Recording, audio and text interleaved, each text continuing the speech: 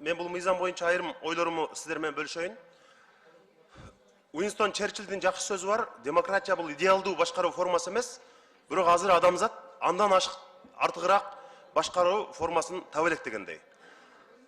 Баары бир убакыт келет, биз партиялык шайлоолорго кайра кайтып келебиз.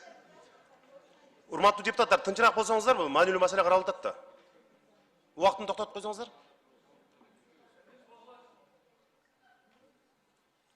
Урматтуу депутаттар, биз азыр 56 депутат партиялык тизме менен шайланып келгенбиз. Дал ушул сиздер отурган азыркы парламентке келүүнүн башкаруу формасын биз сунуштаганбыз. Мурдагы чакырылышта Алтынбек Сулайманов экөөбүз демилгелеп чыкканбыз. Бул эмне үчүн жакшы жыйынтык берди? Урматтуу депутаттар, партиялык коррупцияны кан булгандай токтотту. Мурда биринчи ондукка 500 000 доллардан миллион долларга чейин алганын биз мындай легенда катары угуп жүрчүбүз. Азыр анын зарылдыгы жок. Мына азыркы системада эч кандай айырма жок. Сен 50-чү турасыңбы, 3-чү турасыңбы, 1-чи турасыңбы, айырма жок. Мына Альянстан Нилуфар Алимжанова 32-чи тизмеден сурулуп чыгып депутат болуп келди. Менин жанымда отурган Азамат Исраилов 42-чи тизмеден сурулуп келип депутат болуп келип отурат. Партиялык коррупцияны кан булгандай токтоду. Экинчиден преференциалдык шайлоо системасы колот болуп бөлүнгөндү, трайбализмди токтотту. Партиядан келген депутаттар Баткен менен дагы, Нарын менен дагы, Талас менен дагы, Алай менен дагы бирдей иштешет. Мына ушундай жакшы система болду бизде. Ушул азыркы системанын дагы жакшы жактарын айтып өтөйүн дедим. Анткени бир мандаттуу болгондо өзүңүн гана районуңа жан тартып калган учур болот. Дагы бир коркунуч болушу мүмкүн. Азыр 90 депутат келгенден кийин депутаттар айыл өкмөтүндөгү деңгээлди, мисалы айылдагы көпүрө менен мектептин ремонтун көтөрүп, мына каржы министрлиги менен Алмаз Акунжанович эле кыйын болот. Эртең менин айылымда, менин районумда бюджетти талаш тартыш болот. Мен бул мыйзамды мындай айрым риск жактарын айтып атам да. Мисалы, эмне үчүн биздин айылда эми көп учурда ушул мектептин ремонту менен көпүрөнү ушул парламенттен көтөрүп калган учур болуп атпайбы? Ал айыл өкмөттүн, акимдин жумушу да мисалы, ошол деңгээлге түшүп калбашыбыз керек деп ойлоп атам да. Жогорку кеңештин депутаты ушу айыл өкмөтүндөгү маселени ушул парламенттин трибунасынан көтөрүп калган деңгээлге түшүп калбашыбыз керек деп ойлойм. Азыркы Уланбердибай сиздер сунуштап аткан маселеде мына кеминде 30 аял болот экен. Мына ушул жакшы жагы. Анткени мына 150дөй мамлекетте аялдарга болгон квота деген жок. Өнүккөн шайлоо мыйзамдары өнүккөн Европада дагы аялдарга деген квота жок. Мына биз ушуну артыкчылык катары карап атабыз. Анан эми азыр айтып атпадыбы? Бул шайлоо системасынын азыркы аты эмне деп турат? Көп депутаттар айтат, бир эле адам көрүш керек деп. Дастан Бекешев туура айтты. Бул мыйзам долбоорунун аты многомандатный деп жазылып турбайбы? Көп мандаттуу деп. Эгерде бир адамга добуш бере турган болсо анда бир мандаттуу деп аташыбыз керек да. Карама каршылык болуп атпайбы? Ошондуктан 3 адамга бир шайлоочунун 3 депутаты болот округда. Ошон үчүн аталышы многомандатный деп турат, көп мандаттуу.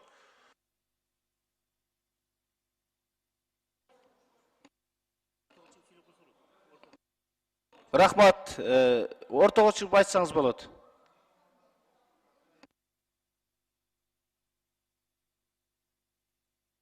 Бешинчи микрофон.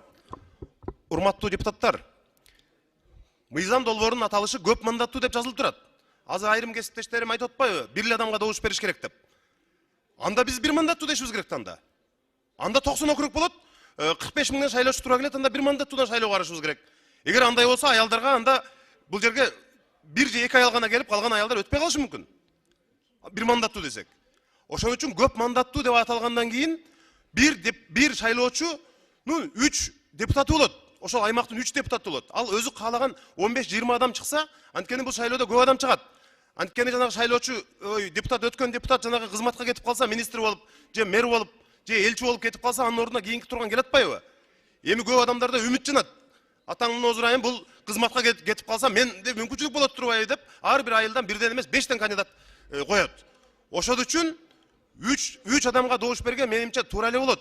Мына азыркы мыйзамдын прогрессивдүү жактарын атап өттүм. Аялдар көбүрөөк келет экен. Депутаттар мурдагыдай адашпай конкреттүү фамилияга берет экен. Мисалы, өзүнүн өкүлү болот. Бул эми өнүккөн өлкөлөрдө деле бар. Ошол эле Турция мисалы, парламентти күчтүү, ал жакта деле партия көрсөтөт, бирок кандидатка добуш берет. Мына ошого жакшы жактары жок эмес, бар. Бирок биз көп мандаттуу дегенден кийин 3 адамга добуш бериш керек. Ал партнер болобу бирөө менен, болбойбу, ал өзүнүн иши. Мисалы, 3-өө биригип алып эле чыгып добуш алып коет атпайбы? А калган 3-өө эшек такалап отурабы? Алар дагы биригет да, мисалы. Буларга караганда биз түзүү керекпиз деп алар дагы чыгат да мисалчы. Ошондуктан бир мандаттуу десек анда аялдар келбей калат. 3 мандаттуу десек аялдар 30дан ашык аял келет. Ошон үчүн урматтуу депутаттар, экинчи окууда көпчүлүк депутаттар сунуш беришибиз керек. Көп мандаттуу дегенден кийин бюллетендин ичинде 3 деп. Мына борбордук шайлоо комиссиясы эсептегенде жаңылат деп айтышыңар мүмкүн. Азыр айылдык кеңештерге бир эмес 7-8 адамга деле добуш берип атпайбы? Арасынан тандапчы. Мына ошондой эле өзүнө жаккан 3 адамды берет. Мына ошондой сунушту экинчи окууда киргизишибиз керек деп ойлойм. Рахмат чоң. Рахмат, урматтуу депутаттар. Биз ошон үчүн бул жерде кеңири талкуу кылып атабыз. Ошон үчүн кеңири талкуулап алайлы, экинчи окууга сунуштарды бергиле. Биринчи окууда биз азыр концепцияны кабыл алайлы, ишти алдыга жылдыра берейли. Экинчи окууда деп. Мисал үчүн, мына мен деле көпчүлүк депутаттар айтып атпайбы? Бир мандаттуу болгондо бир адамга бул көп мандаттуу дегенде 3 адамга чейин бериш керек депчи. Ушулардын баардыгы эске алынат. Бул бир. Экинчиси, мына азыр туура сунуштар айтылып атат. Сөз шайлоо өтүш керек, кийинкиси келбеш керек. Утулган адамдар бирөөнүн ордуна кайра келбеш керек депчи.